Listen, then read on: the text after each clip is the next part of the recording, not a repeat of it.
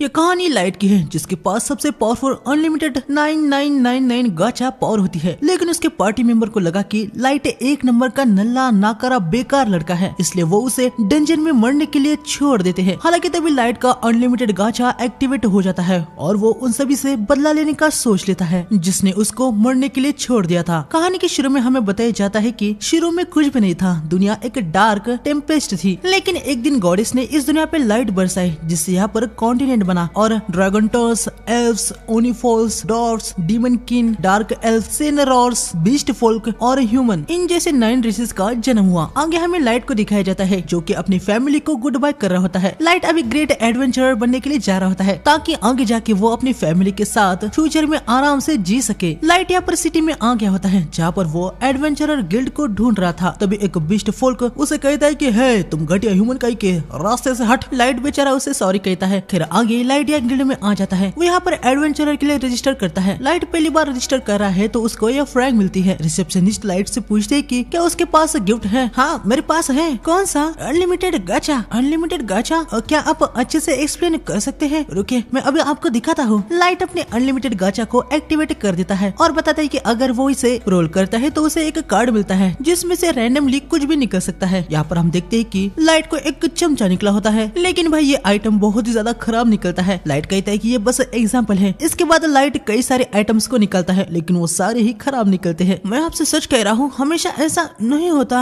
ठीक है, ये रहा आपका एफ रैंक का कार्ड, आपके लिए यही बेस्ट है। हाँ मुझे कुछ पूछना है। हाँ पूछिए ना। क्या यहाँ पर कोई जॉब है जिसे मैं अभी तुरंत ले सकता हूँ? एक सेकंड। सबसे आसान जॉब यहाँ पर बुलेटिन बोर्ड पे पोस्ट किए जाते हैं, लेकिन हमें देखने को मिलता है कि लाइट को उतना अच्छे से पढ़ना नहीं आता और रिसेप्शनिस्ट भी ये बात समझ जाती है क्योंकि यहाँ पर ह्यूमन का लिटरेसी रेट काफी कम है। ठीक है जरा देखो, फायरवुड गैदरिंग, सॉइल होलिंग और टर्फ कटिंग। क्या आप इनमें से किसी में इंटरेस्टेड हो? यकीनन इनमें से पेमेंट उतना कुछ खास नहीं मिलने वाला। हाँ मुझे कोई भी प्रॉब्लम नहीं है। आगे हम देखते कि लाइट यहाँ पर तरह तरह के काम करता है। दिन भर काम करने के बाद उसे कुछ पैसे मिलते हैं। हालांकि लाइट सोच रहा था कि उसे गाचा से कुछ खाने के लिए मिल जाए जिससे खाना खरीदने के पैसे उसके बच जाएंगे। तब यहाँ पर हम कुछ बीस्ट फोल्क को देखते हैं जो कि लाइट को घूरे जा रहे होते हैं। यकीनन इनका इरादा कुछ बुरा ही होता है। लाइट यहाँ चलते चलते गलती से इस बीस्ट फोल्क से टकरा जाता है और वो वहीं नीचे गिर जाता है। अब चूजे कहाँ पर देख रहा है? हाँ देख के चला कर। मुझे माफ कर देना। तूने मेरे कपड़ों को पूरा गंदा कर दिया है। अब तुझे ही इसके लिए पे करना होगा। हम देखते हैं कि बीस्ट लाइट के बहुत मेहनत से कमाए हुए सारे पैसे को ले लेता है। लॉन्ड्री बिल के लिए इतना काफी होगा, प्लीज मुझे वो वापस दे दीजिए, उसके बिना मैं अपनी रात को कहीं गुजार नहीं पाऊंगा। लेकिन ये बीस्ट बाय लाइट को एक किक मारता है जिससे लाइट पीछे कीचड़ में गिर जाता है। अबे चीजें तो लकी है कि मैं बस इतना ही ले रहा हूँ। इतना कह के ये लोग यहाँ से निकल जाते हैं। आसपास के लोगों को भी कोई घंटा फर्क नहीं पड़ रहा था कि लाइट के साथ ये सब क्या हुआ। उल्टा तो वो कह रही थी कि लाइट कितना ट्रैश है। लेकिन तभी यहाँ पर एक लड़की लाइट को हाथ देती है। अनजाने में लाइट हाथ को टच कर लेता है, लेकिन तभी उसे याद आता है कि उसके हाथ में तो कीचड़ लगा है। वो लड़की से माफी मांगने लगता है। हम देखते हैं कि ये लड़की एक एल्फ होती है और इसके साथ कई अलग काइंड के रेसेस भी होते हैं। चिंता मत करो, मैं तुम्हें हर्ट नहीं करने वाली। एल्फ नीचे झुक के लाइट को गले लगाती है। लाइट को लग रहा होता है कि कहीं वो सपना तो नहीं देख रहा, लेकिन एल्फ कहती है कि वो कोई सपना नहीं देख रहा। आगे लाइट को इनसे पता चलता है कि ये सभी कॉनकॉर्ड ऑफ ट्राइब्स पार्टी से है। ये एक ऐसी पार्टी है जिसमें सारे 9 रेसेस के मेंबर है। बीस्ट फोल्क से गौरव, एल्फ से साशा, ड्रैगन रेस से ड्रैगो, डीमन किन से डियाब्लो, ओनिफोल्क से ओबोरो, डॉफ से नैनो, डार्क एल्फ से सियोन, सेंटोर से सेंटोर। इनको अभी बस ह्यूमन रेस से कोई चाहिए था तो फिर इनकी पार्टी परफेक्ट हो जाएगी और उसी के लिए ये लोग चाहते हैं कि लाइट इनके पार्टी में ज्वाइन हो जाए। ये सुनने के बाद लाइट बहुत ही ज्यादा हैरान हो जाता है और यकीनन वो इनसे ज्वाइन हो जाता है। आगे हमें कई दिन बाद एबिस में दिखाया जाता है जो कि एक काफी बड़ा डंजन था। यहाँ पर एक मॉन्स्टर लाइट पे अटैक करने के लिए आ रहा होता है, लेकिन ड्रैगो आके स्नेक को काट देता है और लाइट को बचा लेता है। लेकिन तभी पीछे से एक और स्नेक आ रहा होता है पर साशा उसे तीर मार के खत्म कर देती है। साशा लाइट से कहती है कि वो फ्रंट लाइन पे ना जाए क्योंकि अभी वो एबिस जो कि दुनिया का सबसे बड़ा और मुश्किल डंजन है, अगर कुछ भी लाइट को हिट होता है तो वो मारा जाएगा। लाइट माफी मांगने लगता है। साशा देखती है कि कहीं लाइट को चोट तो नहीं आई। साशा को देख के लोग कहने लगते हैं कि वो लाइट की कितनी चिंता करती है, कहीं उसको उससे प्यार तो नहीं हो गया। साशा कहती है कि ऐसे कोई बात नहीं है, वो बस उनके मेंबर को खोना नहीं चाहती। लाइट को लग रहा होता है कि यार वो तो इनके किसी काम ही नहीं आ रहा, लेकिन ड्रैगो से कहता है कि लाइट चिंता ना करे, जो चाय वो बनाता है वो उसे बहुत ही पसंद है। ये सुन के लाइट को थोड़ा अच्छा लगता है। इसके बाद ये लोग एबिस में और आगे आते हैं और यहाँ पर आने के बाद ये लोग अभी अपना असली रंग दिखाते हैं। क्या हम ब्रेक ले रहे हैं? मैं अभी चाय बनाता हूँ। लाइट भाई चाय की तैयारी कर रहा होता है, तभी ड्रैगो उसके पास आता है। ये सब करने की कोई भी जरूरत नहीं है। लाइट, मैं तुम्हें पार्टी से निकाल रहा हूँ। हाँ? क्या तुमने सुना नहीं? मैं तुम्हें पार्टी से निकाल रहा हूँ। पार्टी से निकाल रहे हैं? मैं कुछ समझा नहीं। अबे चीज़ तेरी कान में क्या पत्थर भरे है क्या? हम तुझे पार्टी से निकाल फेंक रहे हैं। पर क्यों? मैंने क्या किया? क्योंकि तू हमारे लिए अभी यूजलेस है। ये चूजा कहीं का इस पर इतना गुस्सा आ रहा है। मुझे लगता है कि बुद्धि कम होने के कारण वो समझ नहीं पाएगा। खैर ह्यूमन तो ऐसे ही होते हैं। चलो आखिरकार इस मालिक के कीड़े से छुटकारा तो मिला। आप सब मजाक कर रहे हैं ना? ये किसी प्रकार का प्रैंक है? हाँ, तुम्हें लगता है कि प्रैंक करने के लिए हमारे पास इतना टाइम है? हाँ, जो हम तुम्हें यहाँ तक लेके आए, तुम्हें पार्टी में लेने का एक कारण था। क्या ये तुम्हारे गिफ्ट से रिलेटेड है? मेरा गिफ्ट मतलब अनलिमिटेड गाचा? हमारे सुपीरियर्स की तुम्हारे गिफ्ट पर नजर पड़ी और उनको लगा कि शायद से तुम एक माइस्ट्रो हो सकते हो, इसलिए हम कॉनराड ऑफ ट्राइब को तुम पे नजर रखने के लिए इनवाइट किया गया। लेकिन इसका कोई भी सेंस नहीं बनता। मतलब आपको तो ऑलरेडी पता ही है, मेरा अनलिमिटेड गाचा कुछ नहीं, बस एक वर्थलेस गिफ्ट है, वो कुछ भी नहीं करता। हाँ, तुम्हारा गिफ्ट बेकार है और तुम्हारे पास बस एक ऑर्डिनरी ह्यूमन के स्टैट है, इसीलिए बिग विंग्स ने डिसाइड कर लिया है कि तुम माइस्ट्रो नहीं हो सकते। इसका मतलब यह है कि अब तुम हमारे लिए बस एक डेड वेट हो। सच कहो तो ट्रॉब्रास ने इसे जल्दी से डिसाइड कर लिया होता तो अच्छा होता। अरे यार, मुझे तो अभी राहत मिली है। भले अगर इसके पास ठीक ठाक लेवल का भी माइस्ट्रो ब्लड होता तो मुझे इसे शादी करनी पड़ती, लेकिन इसके जैसे घटिया ह्यूमन रेस वाले के साथ शादी करना, अरे बाप रे, इसके बारे में सोचने से ही मुझे डर लग रहा है। मैं तो बच गई। माइस्ट्रो टॉब्रास आखिर अब किसके बारे में बात कर रहे हैं? बात में तुमने कुछ ज्यादा ही उगल दिया। चढ़ा क्या ही फर्क पड़ता है, क्योंकि अब तो ये चूजा खत्म होने वाला है। दूसरे एडवेंचर आने से पहले इसे खत्म कर दो। ये सुनने के बाद लाइट बहुत ही ज्यादा पैनिक हो जाता है। हमें ऑर्डर दिया गया है कि किसी भी छोटे से छोटे पॉसिबिलिटीज को अगर तुम्हारे अंदर दिखाई दी गई है तो तुम्हें जिंदा बिल्कुल नहीं छोड़ना है। गैरो लाइट पे अटैक कर देता है। लाइट के चेहरे पे चोट आ जाती है। लाइट बहुत ही ज्यादा पैनिक होके यहाँ से भागने लगता है, लेकिन साशा उसके पैर पे तीर मार देती है, जिससे लाइट नीचे गिर जाता है। उसे बहुत ही ज्यादा पेन हो रहा था। ह्यूमन को हंट करने का मुझे इसलिए मजा आता है। हाँ, उनके रोने की आवाज मेरे कानों के लिए स्वीट म्यूजिक की तरह है। गैरो आंकी लाइट को एक किक मार देता है। इसके बाद वो फिर से उससे बहुत ही ज्यादा किक जड़ रहा होता है। बस बहुत हो गया क्या? लेकिन अभी तो मजा आना शुरू हुआ है। हम सब ने ऑलरेडी इस स्टोरी पे एग्री कर लिया है कि वो मॉन्स्टर के सरप्राइज अटैक से मारा गया है, तो उसे इंजर्ड करने की बजाय खत्म कर डालो। गैरो लाइट को खत्म करने के लिए जा रहा होता है। लाइट रेंगते रेंगते आगे बढ़ रहा होता है। मैं मरना नहीं चाहता। बेवकूफ कहीं क्या, रुक जा। लाइट मन में कह रहा होता है कि आखिर उसके साथ ये क्यों हो रहा है, उसे क्यों मरना पड़ेगा? उसने तो कुछ भी गलत नहीं किया है। मैं जीना चाहता हूँ। तभी हम देखते हैं कि लाइट जाने अनजाने में अपने नीचे एक ट्रांसपोर्टेशन ट्रैप पोर्टल को बना देता है। गैरो भी इसे नोटिस कर लेता है। वो तुरंत ही लाइट पे अटैक करने के लिए आ जाता है, लेकिन लाइट यहाँ से ट्रांसपोर्ट हो जाता है। इसके बाद हमें लाइट को इस डंजन में किसी और जगह पे दिखाया जाता है। मैं बच गया। मैंने ट्रांसपोर्टेशन पोर्टल को बना दिया, जिसने मुझे शायद से एबिस में ही कहीं टेलीपोर्ट कर दिया है, लेकिन क्या फायदा? जैसे ही कोई मॉन्स्टर आएगा तो मैं मारा जाऊंगा। लाइट को अपने मॉम, डैड, भाई बहन की याद आ रही होती है। उसे कुछ पता नहीं था कि उसके साथ ये क्यों हो रहा है। उसने तो किसी का कुछ भी नहीं बिगाड़ा, किसी के साथ कुछ भी गलत नहीं किया। उन्होंने शुरू में मेरे साथ कितना अच्छा बर्ताव किया। मैंने उनको अप्रिशिएट किया, उनकी रिस्पेक्ट की, उन पे भरोसा किया। मैं कितना खुश था, लेकिन वो सब कुछ झूठ निकले। उन्होंने मुझे बेवकूफ बना के इस टेंशन में लाया और मुझे मारने की कोशिश की। और ये माइस्ट्रो क्या है? उनको किसी ने ऑर्डर दिया था, इसलिए वो मुझे मारने की कोशिश की। मैं उन सबको मार दूंगा। उन सबको अपना हिसाब चुकाना होगा। मैं कसम खाता हूँ, मैं उनमें से हर किसी को खत्म कर दूंगा। लेकिन तभी हम देखते हैं कि लाइट के पीछे यहाँ पर एक बहुत ही खतरनाक मॉन्स्टर आ जाता है। लाइट देखता है कि इसका लेवल तो 1000 है। ये देख के लाइट बहुत ही ज्यादा पैनिक हो जाता है, क्योंकि इन जैसे मॉन्स्टर के बारे में उसने बस फेरी टेल्स में ही सुना था। लाइट समझ जाता है कि अभी वो एबिस के सबसे डीपेस्ट पार्ट में टेलीपोर्ट हो गया है। लाइट सोचने लगता है कि आखिर वो इस मॉन्स्टर का सामना कैसे करे। उसके पास उसका बस अनलिमिटेड गाचा गिफ्ट ही होता है। लाइट अनलिमिटेड गाचा को एक्टिवेट कर देता है। हम देखते हैं कि ये मॉन्स्टर भी इसे देखने के बाद हैरान हो जाता है। वो तुरंत लाइट पे अटैक करने के लिए आ रहा होता है। अनलिमिटेड गाचा का कार्ड आ जाता है और हम देखते हैं कि इस बार इसमें से एक लड़की आती है। वो आते ही इस मॉन्स्टर को पूरे तरीके से खत्म कर देती है। लाइट भी ये सब कुछ देख के बहुत ही ज्यादा हैरान हो जाता है। ये लड़की लाइट के पास आती है और उसे हील भी कर देती है। माफ कर देना मास्टर, लेकिन आपके इंजर्ड फेस को मैं नहीं देख सकती, इसलिए मैंने खुद ही एडमिनिस्टर लेके आपको हील कर दिया। हाँ, मैं तो बिल्कुल भी हर्ट नहीं हूँ। अरे यार, सारा दर्द खत्म हो गया। आगे लाइट के इस लड़की को पूछने से उसे पता चलता है कि ये एक सुपर अल्ट्रा रेयर कार्ड से आई है, द एवर सीकिंग मेड, और ये लाइट के लिए सबसे लॉयल है। इसका लेवल 9999 है। ये सब जानने के बाद लाइट भाई बहुत ही ज्यादा हैरान हो जाता है। उसे यकीन ही नहीं हो रहा था आखिर ये कैसे पॉसिबल है। मतलब मेरा अनलिमिटेड गाचा बेसिकली वर्थलेस है। ऐसा हो ही नहीं सकता कि तुम्हारे जैसी कोई इनक्रेडिबल उससे आए। मिस मास्टर, मैं एक मेड हूँ, पर आप मुझे मेई कह के बुला सकते हैं। शुरू में लाइट को मेई का डायरेक्ट नाम लेने के लिए थोड़ा सा अजीब लग रहा था, पर लाइट देखता है कि इससे शायद मेई कोई अच्छा नहीं लग रहा, इसलिए वो मेई का नाम ले ही लेता है, जिससे वो बहुत ही ज्यादा खुश हो जाती है और अपने मास्टर को थैंक्स कहती है। मास्टर, क्या मैं आपसे एक और रिक्वेस्ट कर सकती हूँ? हाँ बताओ। आपके अनलिमिटेड गाचा की डिटेल्स को देखने के लिए क्या आप मुझे अप्राइजल स्किल यूज करने की परमिशन देंगे? Appraisal skill? क्या सच में तुम्हारे पास ये वाला गिफ्ट है? एग्जैक्टली कहा जाए तो ये मेरे इननेट स्किल में से एक है। क्या इननेट स्किल? मास्टर, लाइट अपने गिफ्ट को वर्थलेस कहना ये सही नहीं है, प्लीज मुझे देखने दीजिए। लाइट परमिशन दे देता है। मैं अपने अप्राइजल स्किल को एक्टिवेट कर देती है और इसे देखने को मिलता है कि उसके मास्टर लाइट के पास तो इनक्रेडिबल स्टैट्स है। वो लाइट को बताती है कि उसकी एबिलिटीज एक हेवी लेयर के पीछे छिपी हुई है। लो लेवल के लोग इसको बिल्कुल भी नहीं देख सकते, सिर्फ मेई के लेवल का हाई लेवल के बिंग से उनके डिटेल्स को देख सकते हैं। मास्टर लाइट, आपका अनलिमिटेड गाचा वर्थलेस के आसपास भी नहीं है। हाँ, तुम्हारे कहने का क्या मतलब है? मैं बताती है कि लाइट का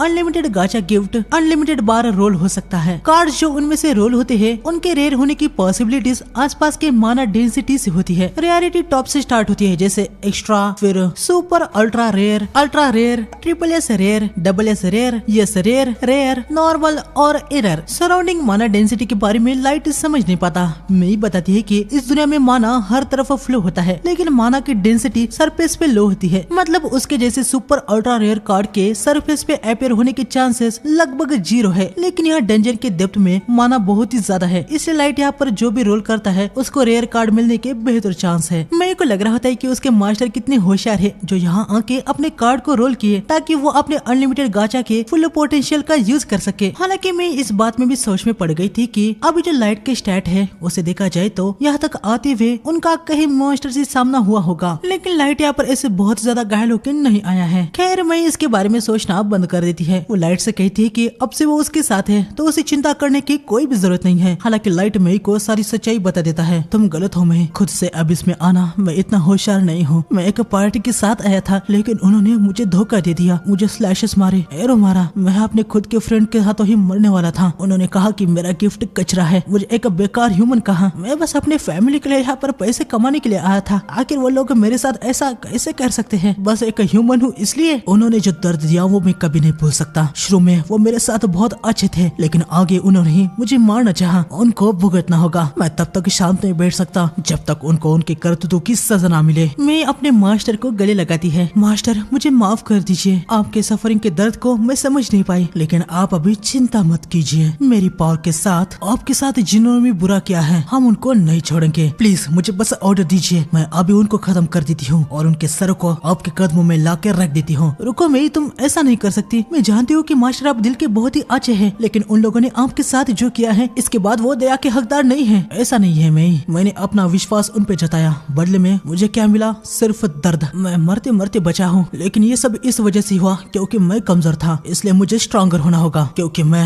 अपने खुद के हाथों से रिवेंज लेना चाहता हूँ। मैं उन सभी को आसान मौत नहीं दूंगा, उनको तड़पा तड़पा के मारूंगा। मेरे मास्टर, आपकी विश मेरी विश है। अगर आप खुद अपना पर्सनल रिवेंज लेना चाहते हैं तो मैं अपने मेड के ओनर के साथ ये सब करने के लिए आपकी हेल्प करूंगी। किसी और से सिर्फ मैं ही आपके पोटेंशियल को जानती हूँ मास्टर। Thank you May. आगे हम देखते हैं कि लाइट फिर से एक बार एबिस में अपने अनलिमिटेड गाचा को रोल करता है। अब वो यहाँ पर एक किंगडम बनाने वाला है जो कि उसके रिवेंज लेने के रास्ते में उसके साथ रहेगा। आगे हमें सीधा 3 साल बाद दिखाया जाता है जहाँ एबिस में लाइट ने अपना पूरा किंगडम बना दिया होता है। हम देखते हैं कि अब लाइट के पास बहुत सारी मेड्स होती है। हालांकि ये सभी मेड जितनी पावरफुल नहीं है, ये सभी लो लेवल की है। आगे हमें देखने को मिलता है कि यहाँ पर नॉर्मल लोग भी होते हैं। लाइट ने तो भाई यहाँ पर पूरा एबिस का नक्शा ही बदल रखा होता है और अभी वो यहाँ का किंग है। नॉर्मल लोग जो यहाँ पर है वो लाइट को अपनी डेली प्रॉब्लम्स बताते हैं जिनको लाइट पूरी कर देता है, जिससे यहाँ के नॉर्मल लोग भी उससे बहुत प्यार करते हैं। आगे हमें पता चलता है कि अभी लाइट के पास लेवल 999 की मेई को मिला के और 3 भी मेंबर्स है। उनमें से ये है आयो की। इसका काम पूरे एबिस में स्काउटिंग करना है और देखना है कि कहीं कोई दिक्कत तो नहीं। यकीनन ये लेवल 999 की है तो ये भी बहुत ही ज्यादा पावरफुल है और मेनली ये एक टेमर है। एबिस के कितने भी खतरनाक मॉन्स्टर क्यों ना हो वो उनको टेम कर सकती है। इसके बाद ये है एली। ये एक मैजिशियन है जो कि न्यू स्पेल को बना सकती है। लाइट के आने वाले प्लान के लिए ये बहुत ज्यादा खतरनाक वाले मैजिक स्पेल को बना रही है। तीसरे है नाजुना। ये बहुत ही ज्यादा डम टाइप के हैं, हालांकि क्लोज कॉम्बैट में ये बहुत ही ज्यादा पावरफुल है। अभी के लिए कासल में पेट्रोल करने का काम इसका है। हालांकि ये सब के साथ लाइट के पास एक मेल वाला भी 999 लेवल का मेंबर है। इसका नाम जैक है। यो लाइट, मैं तुम्हारा वेट कर करके थक गया। जैक, मैंने तुमसे कितनी बार कहा है कि मास्टर लाइट को अच्छे से एड्रेस करो। कोई बात नहीं मई, मुझे कोई भी प्रॉब्लम नहीं है क्योंकि मैं जैक को अपने बड़े भाई की तरह देखता हूँ। लेकिन फिर भी भाई मेई को गुस्सा तो आ ही रहा था कि जैक ऐसे नॉर्मली लाइट से बात करता है। खैर अभी लाइट को जैक के साथ ट्रेनिंग करने का समय है तो ये दोनों इधर की तरफ आ जाते हैं। ट्रेनिंग स्टार्ट हो जाती है जहाँ लाइट बहुत ही तेजी से आगे बढ़ के जैक को एक पंच जड़ देता है। जैक थोड़ा सा पीछे हो जाता है। जरा आराम से, लकीली मुझे ऐसे ही आयरन ब्लड बैरिकेड नहीं गए थे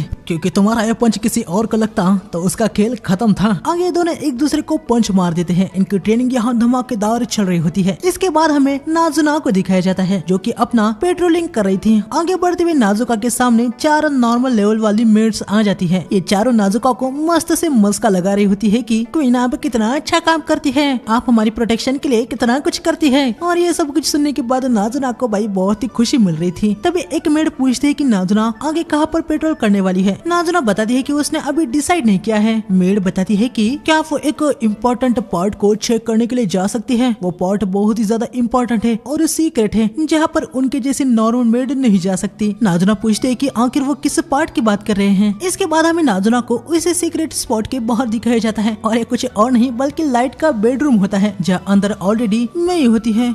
मई तुम यहाँ पर? नाजुना कुछ प्रॉब्लम है क्या? तुम यहाँ पर मास्टर लाइट के रूम के बाहर क्यों आए हो? क्योंकि मैं पेट्रोल पे हूँ, ये एरिया सिक्योर है, जाके कहीं और। लेकिन मैं तुम यहाँ पर मास्टर लाइट के रूम के अंदर क्या कर रहे हो? हाँ मास्टर तो जैक के साथ ट्रेनिंग पे गए हैं राइट? मैं बस यहाँ क्लीनिंग कर रही थी। एक मेड होने के नाते मुझे कुछ तो करना ही होगा ना, फिर भले ही मास्टर आसपास हो या ना हो, इसलिए मैं उनके रूम को क्लीन कर रही थी। तो जाओ तुम कहीं और जाके पेट्रोलिंग करो। लेकिन हम देखते कि नाजुना अंदर घुस जाती है और वह देखते कि लाइट का बेड तो पूरा उलट पुलट गया है, जैसे कि कोई इसमें गोल गोल घूम रहा हो और पिलो को सूंघ रहा हो। नाजुना को कुछ समझ नहीं आ रहा होता है कि आखिर ये बेड इस हालत में क्यों है। लेकिन आप लोग समझ रहे हो ना?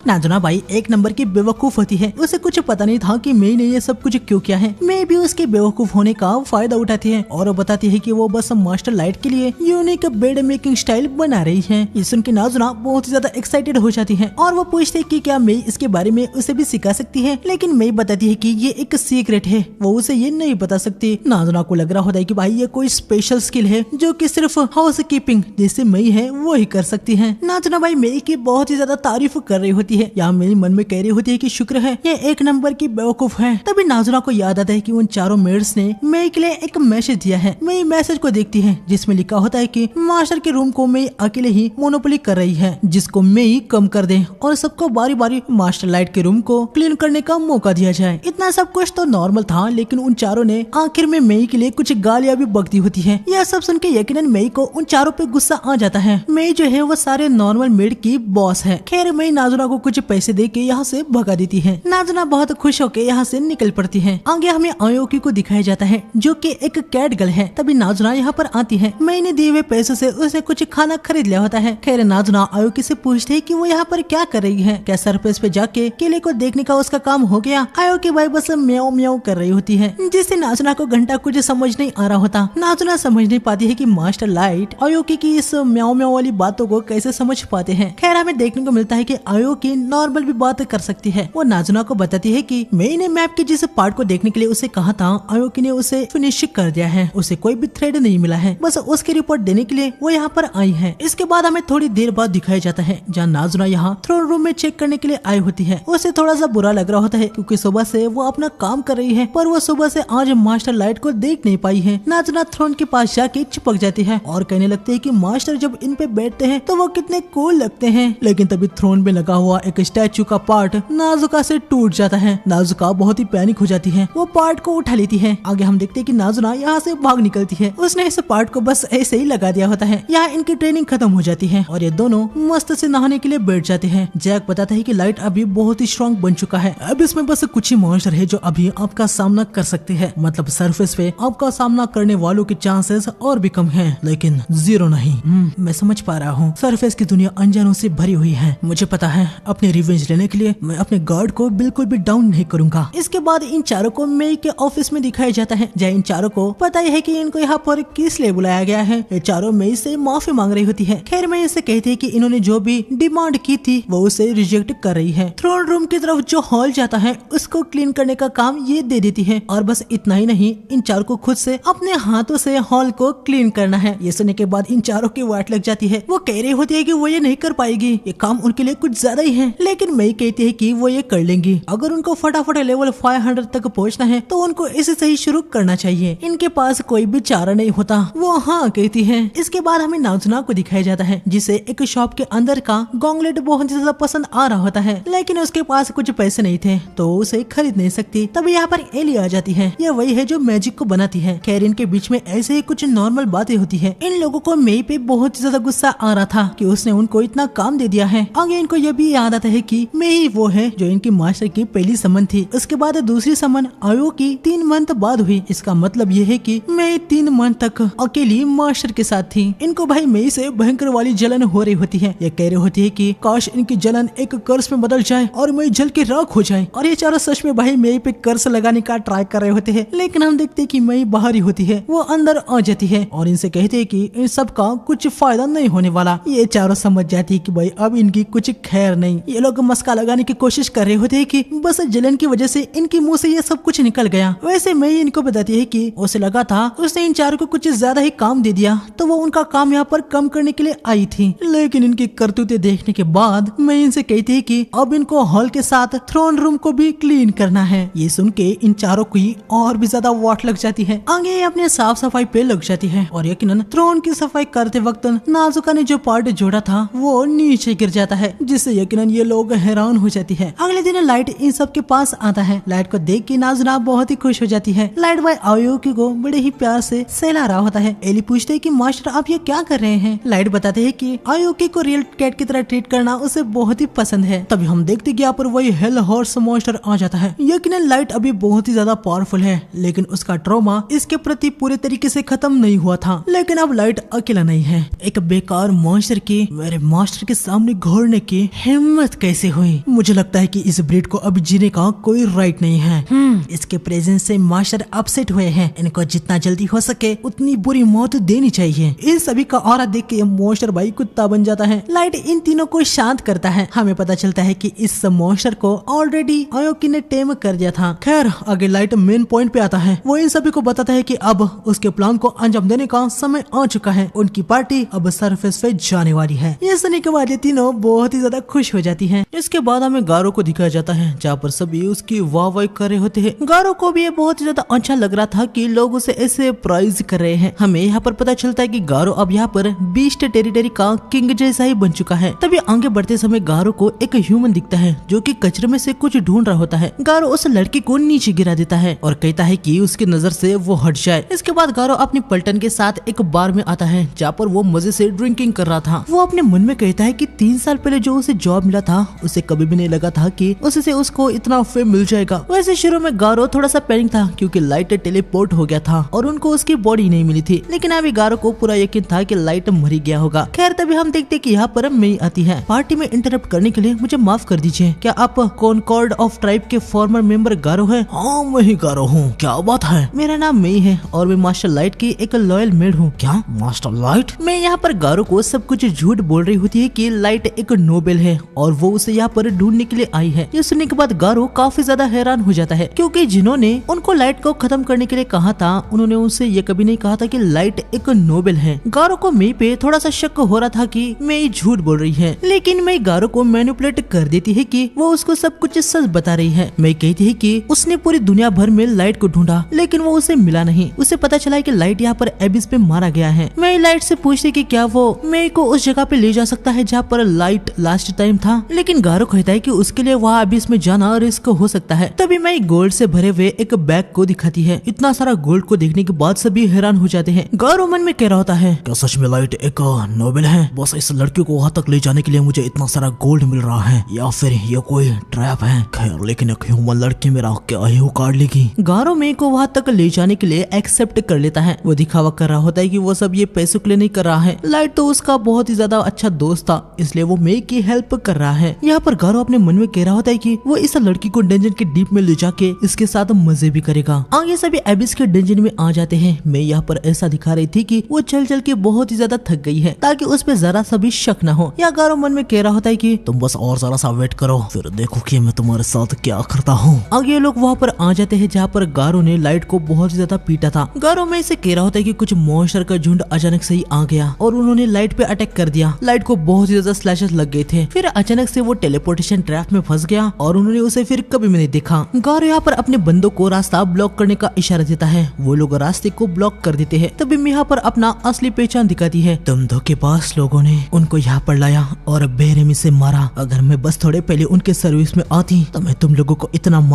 मारती कि तुम लोग मरने के लिए अपनी भीख मांगते। तुम लोगों ने उनको एरो मारा, मैं बर्दाश्त नहीं कर पा रही। मैं बहुत ही ज्यादा रेज में आ गई होती है। गारो उससे दूर हो जाता है। वो सोच रहा होता है कि इस लड़की को इनके सच के बारे में कैसे पता। सिर्फ कॉनकॉर्ड ऑफ ट्राइब और जिन्होंने उनको ऑर्डर दिया था बस उनको ही इसके बारे में पता था। गारो में से पूछता है कि वो कौन है और वो किसके लिए काम करती है, क्या वो कोई स्पाई है। मैं अपने ऑरा को दिखाती है जिससे इन सब की वॉट लग जाती है। गारो मन में कह रहा होता है कि ये तो बस एक ह्यूमन ही है, मुझे इससे डर क्यों लग रहा है। गारो को यहाँ पर लग रहा होता है कि अब तो वो मरने ही वाला है। तभी हम देखते हैं कि लाइट यहाँ पर आ जाता है और वो मेई को रुकने को कहता है और बताता है कि गारो के साथ खेलने का अब उसका टाइम है। मैं यहाँ पर रुक जाती है। गारो यहाँ पर लाइट को देखने के बाद पूरी तरीके से हैरान रह जाता है। नामुमकिन, ये कैसा हो सकता है? तुम तो मर चुके थे। कैसे हो गारो? 3 साल पहले जो तुमने मुझे दिया था मैं यहाँ पर तुम्हें उसका पे बैक करने के लिए आया हूँ, वो भी इंटरेस्ट के साथ। गारो के चमचे उसे पूछने लगते हैं कि बॉस क्या आप उस लड़के को जानते हो? गारो यहाँ पर हंस रहा होता है। मुझे नहीं लगा ताकि तुम जिंदा होगे। क्या कहा तुमने? यहाँ पर पे बैक करने के लिए आए हो? एक लेवल 15 का चूजा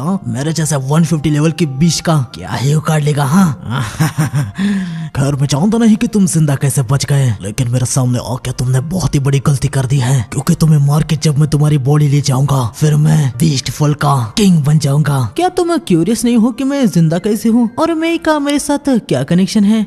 बात तो सही है। मैं नहीं जानता कि तुम्हारी ये क्रीपी गर्लफ्रेंड कितनी स्ट्रॉन्ग है, लेकिन क्या ही फर्क पड़ता है, ह्यूमन कुछ भी नहीं कर सकते और बात जब हमारे जैसे बीस्ट की हो तब तो कुछ भी नहीं। मेरे सारे लड़के 130 से ज्यादा लेवल के हैं, हम सब मिलके तुम्हें यहाँ पर कुचल देंगे। तुम कुछ नहीं, बस एक ऑर्डिनरी ह्यूमन हो जिसके पास वर्थलेस गिफ्ट है। मैं यकीन के साथ कह सकता हूँ कि तुम बस लक और इस लड़की की वजह से सरवाइव कर सके। हाँ तुम जो कह रहे हो वो गलत नहीं है। गारो अपने 2 बीस्ट को लाइट पे अटैक करने के लिए भेजता है, लेकिन मई बहुत ही तेजी से आके उनके सर को काट देती है और बीस्ट यहाँ पर खत्म हो जाते हैं। कोई भी मेरे मास्टर को थ्रेट करने की कोशिश करेगा तो वो बच नहीं पाएगा, मैं उन सबको काट दूंगी। मई तुम्हारा शुक्रिया, अब तुम एग्जिट को ब्लॉक कर दो। मई जाके एग्जिट को ब्लॉक कर देती है। यहाँ पर बीस्ट फोल्क बहुत ही ज्यादा पैनिक हो गए होते हैं। अबे चल गुजर, डरो मत, वो बस एक सीक्रेट ट्रिक थी, वो बेकार ह्यूमन और फिर से इस ट्रिक से हमें बीट नहीं कर पाएंगे। गारो तुम अभी भी जरा से भी नहीं बदले है ना। ह्यूमंस को तुम बहुत ही ज्यादा कमजोर समझते हो, क्या तुमने अपने आप को कभी कमजोर कंसिडर नहीं किया? हाँ ह्यूमन लूजर्स होते हैं, उनके पास बस टिल्लू भर माना होता है। तुम लोगों का लेवल एकदम ट्रैश होता है, ये देखो असली लेवल क्या होता है। गारो दिखाता है कि अभी उसका लेवल 158 होता है। गारो कह रहा होता है कि फूड चेन में वो ह्यूमन से बहुत ज्यादा अपर है, तो एक ह्यूमन का उनको हराना नामुमकिन है। लाइट पूछता है कि अगर ऐसा है तो तुम्हारी इन मेंस का सर यहाँ पर जमीन पर क्या कर रहा है? गारो कह रहा होता है कि तुमने कोई मैजिक आइटम का यूज कर लिया होगा। गारो अपने सारे बंदों के साथ लाइट पे अटैक कर देता है, लेकिन लाइट उन सबको एक ही अटैक में पटक देता है। क्या हुआ, बस इतना ही कर सकते हो? गारो को भाई बहुत ही ज्यादा गुस्सा आ जाता है। वो पीछे जाके एक समन आइटम का यूज करता है, जिससे यहाँ पर एक लेवल 500 का फेंड्रिन आ जाता है। चूजे अब ये तुम्हें खत्म कर देगा। क्या बस 500 लेवल का? इतना कमजोर? क्या डर से तुम्हारा दिमाग काम करना बंद कर दिया है क्या? चलो अब अपने लाइफ के लिए भीख मांग, जैसे कि तूने 3 साल पहले मांगी थी। जितना भी दम है पूरी जान लगा के अटैक करो, मैं प्रॉमिस करता हूँ कि मैं अपनी जगह से हिलूंगा तक नहीं। तुम्हें लग रहा है कि ये मजाक है? ठीक है, अब मैं तुम्हें पूरे तरीके से खत्म कर दूंगा। फेंड्रिन अटैक करता है। गारो को लग रहा होता है कि लाइट तो पूरे तरीके से वाइप आउट हो गया होगा, लेकिन वो बहुत ही ज्यादा हैरान हो जाता है, यकीनन क्योंकि लाइट को कुछ भी नहीं हुआ होता। गारो के चमचे कह रहे होते कि आखिर वो उस अटैक को कैसे झेल पाया। उसके पास इतनी ताकत है कि उसने लेवल 500 के मॉन्स्टर के अटैक को इतने आसानी से झेल लिया। चलो गारो अब मेरी बारी है। लाइट अपने लेवल 9000 अल्ट्रा रेयर कार्ड को एक्टिवेट कर देता है, जिसमें लेवल 9000 का गॉड वुल्फ फेंड्रिन होता है। गॉड वुल्फ फेंड्रिन को देखने के बाद यहाँ पर सभी के सभी हद से ज्यादा ही हैरान हो जाते हैं। लाइट फेंड्रिन को ऑर्डर देता है। गॉड फेंड्रिन हल्की सी अपनी ब्रेथ को छोड़ता है, जो कि गारो के साइड से जाके उसके फेंड्रिन को जमा देती है। आइस टूट जाती है और गारो का फेंड्रिन यहाँ पर खत्म हो जाता है। ये देखने के बाद सभी के सभी यकीनन बहुत ही ज्यादा हैरान हो जाते हैं। तुम्हारे पास एक ऐसा मॉन्स्टर है जो मेरे फेंड्रिन को पलक झपकते ही खत्म कर दिया। हाँ लेकिन सच कहूँ तो मैं खुद ही उस लेवल 500 के मैजिक बीस्ट को आसानी से हरा देता। अब जरा ध्यान से देखना। लाइट अपना लेवल दिखाता है जो कि 999 होता है। गारो भाई ये देखने के बाद बहुत ही ज्यादा हैरान हो जाता है। गारो के चमचे कह रहे होते हैं कि ह्यूमन तो बस लेवल 100 तक की मैक्स जा सकते हैं, क्या ये कोई मजाक है? तभी गारो लाइट से पूछता है कि लाइट 3 साल पहले जैसे दिखता था एग्जैक्टली वैसे दिख रहा है, सेम बॉडी और एग्जैक्ट सेम फेस। कोई भी ह्यूमन अब तक ग्रो हो हो जाता। लाइट बताता है कि उसने ब्रेसलेट ऑफ यूथ पहना है। ये ब्रेसलेट उसकी एज को रोक देता है। उसने अपने एज को, अपने गुस्से को, सबको वैसे ही रखा है क्योंकि वो पूरे तरीके से बदला लेना चाहता है। गौरव को अभी पूरा यकीन हो गया होता है कि ये रियल लाइट ही है और वो अभी समझ जाता है कि अभी वो चाहे कुछ भी करे लेकिन लाइट को हराना उसके लिए नामुमकिन है। गौरव की यहाँ पर अभी बैंड बज गई होती है। वो लाइट के सामने झुक जाता है। मैं आपसे माफी मांगता हूँ, मेरे पास कोई भी चॉइस नहीं थी, मुझे ऑर्डर को मानना ही पड़ा था। मैं कभी भी आपको हर्ट नहीं करना चाहता था। यहाँ तक आज की स्कीम भी मेरी नहीं है, ये सब इन लोगों का ही प्लान था, इसमें मेरा कोई भी हाथ नहीं है। ये सुनते ही गौरव की चमचे उसे कह रहे होते कि गौरव ऐसे झूठ कैसे बोल सकता है। यहाँ पर आने और जो कुछ भी प्लान था वो सब कुछ गौरव ने ही तो बनाया था। गौरव उनको चुप करता है। मास्टर लाइट प्लीज मुझे माफ कर दीजिए, मुझे तुमसे कुछ पूछना है। हाँ बिल्कुल पूछिए। ये जो मास्टर चीज है इसके बारे में तुम्हें जो कुछ भी पता है वो मुझे सब कुछ बताओ।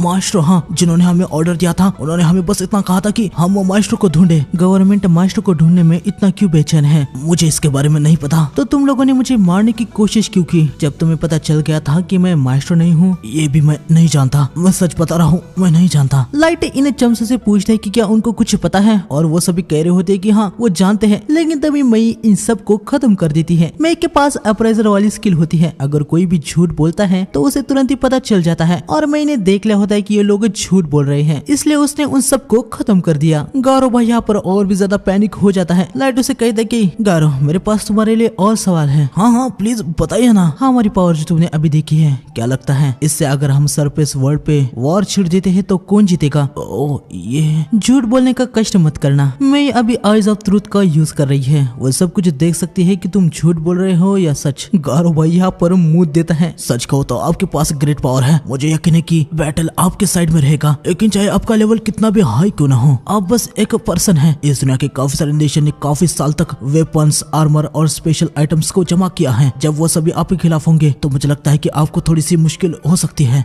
जैसे कि मैंने सोचा था। मेरे पास तुम्हारे लिए और भी कुछ सवाल है, लेकिन चलो पहले हम यहाँ से टेलीपोर्ट करते हैं। लाइट गौरव को यहाँ पर अपने किंगडम में टेलीपोर्ट करता है। गौरव भाई लाइट के आर्मी को देख के दंग रह जाता है। लाइट जाके अपने थ्रोन पे बैठ जाता है और आगे सभी को अपने स्टैट को दिखाने को कहता है। लाइट के पास बहुत ही ज्यादा हाई लेवल के मैजिक बीस्ट और अलग अलग लेवल के अल्ट्रा रेयर कार्ड्स वाले ह्यूमंस जो कि यकीनन बहुत ही ज्यादा पावरफुल है। साथ ही 1000 और 1500 की पूरी एक नाइट की आर्मी और ये 4999 लेवल के ह्यूमन भी होते हैं। लाइट गौरव को बताता है कि पिछले 3 सालों में उसने इतने फोर्स को बनाया है। गौरव भाई यकीनन ये सब देखने के बाद हद से ज्यादा हैरान हो जाता है। उसकी आंखें खुली की खुली रह जाती है। मैं तुमसे एक बार और पूछ रहा हूँ गौरव, अगर मैं सरफेस वर्ल्ड के खिलाफ वॉर छिड़ देता हूँ तो क्या मेरे जीतने के चांसेस हैं? गौरव कुछ बोलने के हालत में ही नहीं होता। तुम्हारे फेस को देखने के बाद मैं जो जानना चाहता था वो मैं जान चुका हूँ। मुबारक हो गौरव, तुम्हें एक रिवॉर्ड मिलता है। तुम्हें अभी रोज दर्द मिलेगा, एक ऐसा दर्द जो कि मौत से भी वर्स है। गौरव यहाँ पर अपने मन में कहता है कि हमने एक ऐसे मॉन्स्टर को जन्म दे दिया है जो कि एक ही झटके में पूरी दुनिया को खत्म कर सकता है। ये लॉर्ड ऑफ डिस्ट्रक्शन है। गौरव लाइट से पूछता है कि क्या वो कोई गॉड बनना चाहता है। लाइट बताता है कि जो रास्ता उसने चुना है उससे आगे पता चलेगा कि वो कोई गॉड बनेगा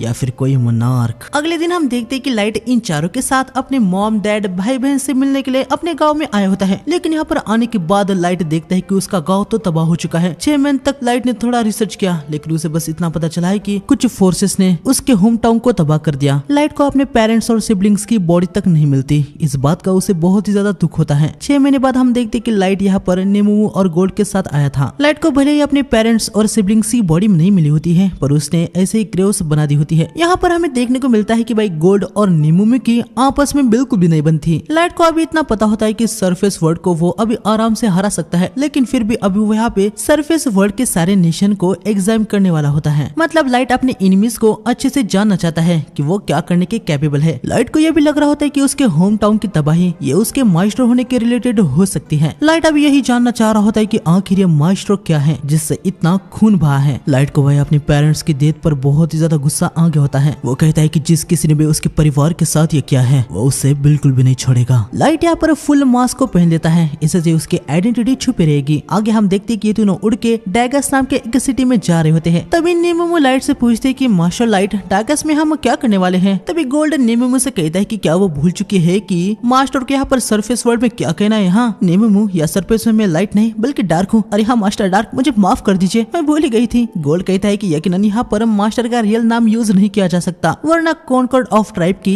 इन पे नजर आ सकती है। खैर आगे लाइट बताता है कि वो लोग डैगस में जाके एडवेंचरर बनने वाले हैं। फिर वो वहाँ पर अपनी रैंक को बढ़ाएंगे ताकि ताकि लगे कि वो एक प्रॉपर एडवेंचरर है और उन पे कोई भी शक न हो। आगे हम देखते कि ये तीनों टाइगर सिटी के बहुत ही ज्यादा पास आ गए होते हैं, इसलिए अब वो यहाँ से चल के जाने वाले होते हैं। आगे बढ़ते हुए इन तीनों को कुछ डॉफ दिखते हैं जो कि एक ह्यूमन मर्चेंट को परेशान कर रहे थे। ये बंदा यहाँ पर डॉफ से कह रहा होता है कि प्लीज वो उसके बच्चे को हर्ट न करे। तभी डाकुओं की नजर यहाँ पर इन पे आ जाती है। लाइट ऑर्डर देता है और अगले सीन में हम देखते कि इन्होंने इन सबको बांध दिया होता है। आगे हम देखते कि बंदा लाइट और बाकी सबको यहाँ से टाइगर सिटी में ले जा रहा होता है। लाइट उसे पूछता है कि क्या उनको ऐसे फ्री में सिटी में ले जाना सही होगा, लेकिन बंदा कहता है कि लाइट ने उनकी जान बचाई है, यकीनन वो उसके लिए इतना तो कर ही सकता है। ये लड़का यहाँ पर बहुत ही ज्यादा एक्साइटेड होकर कह रहा होता है कि उसने आज तक किसी भी ह्यूमन को ऐसे डॉग्स को आसानी से हराते हुए नहीं देखा। पक्का वो दोनों बहुत ही ज्यादा सुपर स्ट्रॉन्ग है, लेकिन नामों में बताती है कि उनके मार्शल लाइट तो उनसे भी बहुत ही ज्यादा स्ट्रॉन्ग है। ये सुन के लड़का काफी ज्यादा हैरान हो जाता है। बंदा कहता है आप लोग डागस में जा रहे हैं, मतलब आप लोग डंजन में जाने की तैयारी कर रहे होंगे, आप काफी फेमस एडवेंचरर पार्टी होंगे। नहीं ऐसी बात नहीं है, हम तो बस अभी एडवेंचरर बनने वाले हैं। हाँ इसलिए तो हमें डागस में जा रहे हैं, वहाँ पर गिल्ड में जाके रजिस्टर करके हमें हमारी रैंक बढ़ानी है। ओ ऐसी बात है तो यकीनन आप सही जगह पर ही जा रहे हैं। डागस एक डॉफ की किंगडम की सिटी है जो राइट साइड से ह्यूमन और वेस्ट के एल्फ किंगडम के बॉर्डर के नीचे है। डागस का डंजन बहुत ही ज्यादा अच्छा है, इसलिए बहुत ज्यादा एडवेंचरर्स यहीं पर आते हैं। वहाँ पर ह्यूमंस को भी अलाउड है, इसलिए इस बंदे को होटल बनाने के लिए भी अलाउ कर दिया गया है। आगे लोग डागस सिटी के गेट पे आते हैं। लाइट ने इस बंदे से कहा होता है कि वो इनको यहीं पर छोड़ दे। जाने से पहले बंदा अपना नाम बताता है, इसका नाम कर्नल होता है। कर्नल लाइट से कहते हैं कि अगर वो लोग सिटी में रहने वाले हैं तो उसके होटल में आ सकते हैं। आगे लोग सिटी में आ जाते हैं। ये दोनों सरफेस पे पहली बार आए थे तो यहाँ के नजारे देखने के बाद थोड़े से हैरान हो रहे होते हैं। आगे सभी गिल्ड में आते हैं, जहाँ पर आते ही दूसरे रेस वाले इनसे दूर भाग रहे होते हैं। लाइट समझ जाता है कि अभी भी ह्यूमंस को यहाँ बेकार ही ट्रीट किया जाता है। खैर यहाँ पर इनका रजिस्ट्रेशन हो जाता है। जहाँ लाइट को यह फ्रैंक मिली होती है तो इससे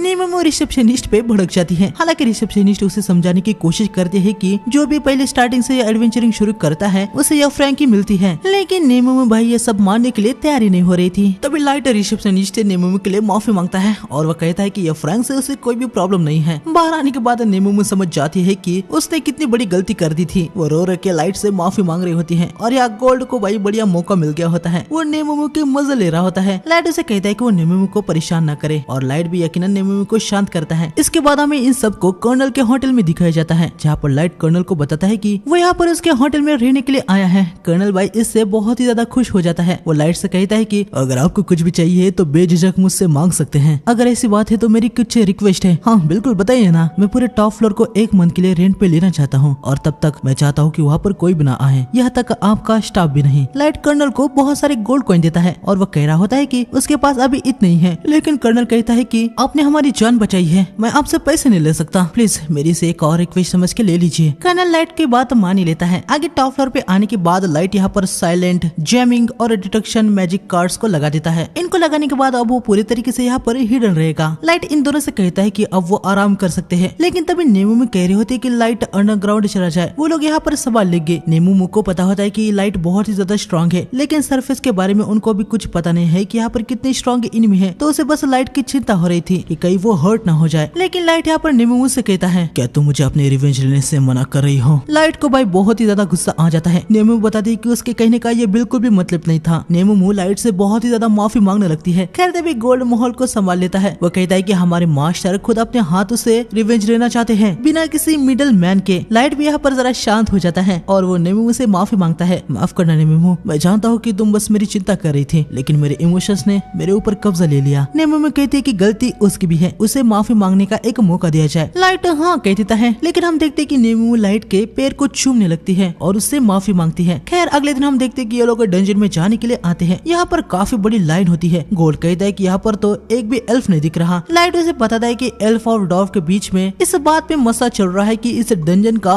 ओनर कौन सा किंगडम है। खैर तब यहाँ पर 2 बंदे आते हैं जो कि लाइन के बीच में घुस जाते हैं। यहाँ पर एक 4 ह्यूमंस की एडवेंचरर पार्टी होती है। बंदे इनके सामने आगे होते हैं। ये लोग समझ नहीं पा रहे थे कि अब वो क्या करे, कुछ कहेंगे तो इनको ही खतरा हो सकता है। तभी लाइट उस बंदे से कहता है, ओए हुडी वाले, तुम लाइन में घुस गए हो, ये ठीक नहीं है। क्या तुम मुझसे बात कर रहे हो? मुझे दूसरा कोई लाइन में घुसने वाला नहीं दिख रहा। तुम्हें पता भी है कि तुम किससे बात कर रहे हो? हाँ मुझे कैसे पता होगा? तुमने अपने फेस को पूरी तरीके से ढक लिया है। अगर मैं एज्यूम करूँ कि तुम कोई फेमस हो, फिर तो ये और भी ज्यादा बेकार बात है कि तुम ऐसे लाइन में घुस गए। गोल्ड कहता है कि मेरे लॉर्ड डार्क बिल्कुल सही कह रहे हैं, इससे तो तुम्हारी रेपुटेशन खराब हो जाएगी। ओए चल लाइन से निकल। क्या तू गधा है क्या? तुझे इतना भी पता नहीं है कि लाइन कैसे काम करती है? चल निकल अब वहाँ से। ये सब सुन के इस बंदे को बहुत ही ज्यादा गुस्सा आ जाता है। वो लाइट और बाकियों पे अटैक करने के लिए जा रहा होता है, लेकिन उसके साथ वाला बंदा उसे रोकता है। वो कहता है कि शांत रहो, यहाँ पर बहुत पब्लिक है, यहाँ पे मसला करना ठीक नहीं है, वैसे भी आपने बहुत ही ज्यादा खतरनाक शॉट पकड़े रखी है। बंदा शांत हो जाता है और चुपचाप लाइन में से पीछे जाने लगता है। हालांकि जाने से पहले वो लाइट से कहता है कि वो उसे छोड़ेगा नहीं। सारे ह्यूमंस यहाँ पर लाइट और उन दोनों की बहुत ही ज्यादा तारीफ कर रहे होते हैं कि भाई उन्होंने ये कदम उठाया। ये सभी आके लाइट को थैंक्स कहते हैं। लाइट इनसे कहता है कि थैंक्स की कोई भी जरूरत नहीं है, उसने तो जो गलत हो रहा था उसके खिलाफ बस आवाज उठाई है। ये लोग समझ जाती है कि लाइट बहुत अच्छा पर्सन है। तब यहाँ इनके पास एक मेंबर इसको चुल मच जाती है। वो पूछता है कि क्या गोल्ड का पूरा आर्मर सच में गोल्ड से बना हुआ है? और यहाँ पर हमें देखने को मिलता है कि भाई सिर्फ इस बंदे को ही नहीं, यहाँ पर सभी लोग ये जानना चाह रहे होते हैं। गोल्ड बताने के लिए जा रहा होता है, लेकिन नेमो बताती है कि बिल्कुल भी नहीं, ये आर्मर पूरा फेक है। खैर तब ये बंदा समझ जाता है कि लाइट यहाँ पर डंजन में पहली बार ही जा रहा है, क्योंकि लाइट के पास कोई भी इक्विपमेंट नहीं है। डंजन के अंदर जो भी फ्लोर्स होते हैं वो बहुत ही ज्यादा महंगे होते हैं, इसलिए एडवेंचरर डंजन के अंदर अपना कैंप बनाने के लिए खुद ही इक्विपमेंट लेके जाते हैं। ये सब बताने के लिए लाइट बंदे को थैंक्स कहता है। हालांकि लाइट को इक्विपमेंट की कोई प्रॉब्लम नहीं थी, क्योंकि उसके पास एटम बॉक्स था। इस पार्टी का अंदर जाने का समय आ जाता है। ये लोग अंदर चले जाते हैं। उन लोगों के बाद इनका ही नंबर होता है और ये भी अंदर आ जाते हैं। डंजन में आने के बाद लाइट कहता है कि अब इसके बाद पहली बार वो दूसरे डंजन में आया है। ये डंजन में काफी बड़ा है। आगे सभी डंजन के फ्लोर में आ जाते हैं, जो कि बिल्कुल एक अलग ही दुनिया होती है। लाइट बताता है कि डंजन के कोर का माना यहाँ पर सारे मॉन्स्टर को और ट्रैप्स को जन्म देता है। डंजन के अंदर अपनी एक अलग ही दुनिया होती है। आगे लाइट फ्लाइंग, काउंसिल और सुपरविजन इन कार्ड का यूज करके सभी ये लोग आगे बढ़ रहे होते हैं। इसके बाद हमें इस बंदे को दिखाया जाता है। हम देखते हैं कि अपनी स्वॉर्ड का यूज करके यहाँ पर ये कुछ मॉन्स्टर को खत्म कर देता है। ये बंदा एक एल्फ होता है और अभी काफी गुस्से में था। हमें पता चलता है कि ये एल्फ किंगडम का यंग व्हाइट इलाइट वॉरियर है। मेरा नाम कीटो है, मैं एक लेजेंडरी हीरो हूँ, मेरे अंदर एक माइस्टर का ब्लड है। सारे एल्फ को मेरा नाम पता है। हमें पता चलता है कि ये दोनों डंजन में कुछ मटेरियल जमा करने के लिए आए होते हैं। यानक कीटो से कहता है कि मिस्टर कीटो शांत हो जाइए, हम यहाँ पर थर्ड फ्लोर पे ट्रोल को खत्म करने के लिए आए हैं। चलो हम सीधा वहीं पर जाते हैं। इन ऑर्क पे टाइम वेस्ट करने से हमें कुछ नहीं मिलने वाला। यानक तुम चुप रहो, उन चीजों ने मेरी बेइज्जती की, एक माइस्टर ब्लड वाले की। हमें देखने को मिलता है कि काइटो का लेवल 1500 होता है, पर उसे ये भी कम लग रहा था। यानक उसे बताता है कि काइटो का लेवल सारे एल्फ के लेवल के लिमिट के बियॉन्ड जा चुका है। लेकिन हमें यहाँ पर पता चलता है कि कीटो और भी ज्यादा लेवल इंक्रीज करना चाहता है और यानक के पास इसके लिए कोई तरीका होता है और इसी के लिए यहाँ पर ये डंजन में आए होते हैं। हालांकि यहाँ पर काइटो को अभी भी यानक पे पूरे तरीके से ऐसे भरोसा नहीं है कि वो उसका लेवल बढ़ा देगा। वो मन में कह रहा होता है कि अगर यानक का तरीका काम नहीं करेगा तो वो उसे जिंदा जला देगा। यहाँ लाइट की तरफ हम देखते कि इन तीनों ने अभी मॉन्स्टर को खत्म करके उनके मैजिक स्टोन को निकाल दिया होता है। इनको बस गिल्ड को ये प्रूफ करना था कि ये लोग थर्ड फ्लोर तक गए हैं ताकि इनका रैंक बढ़ जाए। इनका काम यहाँ पर हो गया होता है तो ये अब यहाँ से निकल रहे होते हैं। तभी जाते समय इनको ये लोग दिखते हैं, जहाँ इनको देखने को मिलता है कि गॉब्लिन मॉन्स्टर ने इनको घेर लिया है। हालांकि ये लोग ये भी नोटिस करते हैं कि मॉन्स्टर के खिलाफ लड़ने के लिए इन्होंने फॉर्मिंग बहुत अच्छी की है। वैसे भी ये गॉब्लिन मॉन्स्टर होते हैं तो इनको कोई चिंता नहीं हो रही होती। हम देखते हैं कि एक एक करके ये लोग गॉब्लिन को खत्म कर देते हैं। तब ये देखते हैं कि लाइट और बाकी के अचानक से ही इनके पीछे आ चुके हैं। अरे यार तुम लोग यहाँ पर कैसे आ गए? लाइट बंदे से कहता है कि उसे फाइट करते समय ध्यान रखना चाहिए क्योंकि बैटल में सरप्राइज अटैक भी हो सकते हैं। हम देखते हैं कि लाइट ने यहाँ पर एक स्नेक को खत्म कर दिया होता है। लड़का लाइट को थैंक्स कहता है। तब यहाँ पर लाइट, गोल्ड और नेमुमू को कुछ सेंस होता है। हम देखते हैं कि सामने से ग्रेट बुश वुल्फ्स का झुंड आ रहा होता है, जिनको देख के ये चारों काफी हैरान हो गए होते हैं। लेकिन लाइट कहता है कि ये प्रॉब्लम की बात नहीं है। हम देखते हैं कि ये वुल्फ्स इनको कुछ भी किए बिना यहाँ से भाग जाते हैं। तभी हम देखते हैं कि उन वुल्फ किसी से बच के भाग रहे होते हैं और ये एक बड़ा सा मेंटिस होता है, जिसे देख के यकीनन इन चारों की पूरी तरीके से बैंड बच जाती है। वो कह रहे होते हैं कि यह कैसे मुमकिन है, ये जायंट मेंटिस तो 10 साल पहले ही खत्म हो चुके थे। ये लोग जानते हैं कि वो इस मेंटिस को नहीं हरा सकते, लेकिन फिर भी वो कोशिश करने का सोच लेते हैं। हालांकि लाइट इनसे कहता है कि वो लोग यहाँ से निकल जाए। लाइट और उसके मेंबर्स इस मेंटिस को हरा देंगे, लेकिन यकीनन ये अच्छे लोग होते हैं और अच्छे लोग हमेशा से ही कहाँ पीछे हटते हैं। मेंटिस इन पे अटैक करने के लिए आ रहा होता है। गोल्ड जाके उससे भिड़ जाता है। हम देखते हैं कि मेंटिस गोल्ड को काफी अच्छी टक्कर दे रहा होता है। गोल्ड पीछे आ जाता है और वो लाइट को बताता है कि मेंटिस का लेवल कम से कम 500 होगा। उसके नॉर्मल अटैक उस पे स्क्रैच भी नहीं लगा रहे। लाइट फायर एरो से अटैक करता है, लेकिन मेंटिस उसे ब्लॉक करके लाइट पे ही रिफ्लेक्ट कर देता है। लाइट पीछे हो गया होता है। अरे यार वो लोग कुछ नहीं कर पा रहे, मिया उनको अपने मैजिक से बैकअप दो। अरे भाई तूने देखा नहीं क्या अभी उसने क्या किया? उसने एक कॉम्बैट क्लास के स्पेल को बिना इंचार्टेशन के कास्ट कर दिया। यार तुम लोग कैसे हैरान नहीं हो सकते? यकीनन भाई ये लोग कहाँ पर हैरान हो गए, इनको मैजिक के बारे में कुछ पता ही नहीं था। इलियो अपनी बहन से कहता है कि क्या सच में ये बहुत बड़ी बात है क्या? तभी गोल्डन से कहता है कि तुम लोगों को चिंता करने की बिल्कुल भी जरूरत नहीं है। अब देखोगे एक नाइट बैटल में कैसे फाइट करता है। मैंटिस यहाँ गोल्ड पे अटैक करता है, लेकिन इस बार गोल्ड अपनी फुल पावर से शील्ड को सामने लाता है, जिससे मैंटिस का हाथ टूट जाता है। इसके बाद गोल्ड जाके स्ट्राइक मारता है और मैंटिस के एक और हाथ को काट देता है। ये देखने के बाद ये चारों बहुत ही ज्यादा हैरान हो जाते हैं। लाइट यहाँ पर कहता है कि अब उसकी बारी है। लाइट फिर से फायर एरो से अटैक करता है। इस बार वो एक साथ काफी सारे एरो से अटैक करता है। मैंटिस फिर से इनको रिफ्लेक्ट करता है, लेकिन लाइट ने इस बार एरोस को कंट्रोल ले लिया होता है। एरोस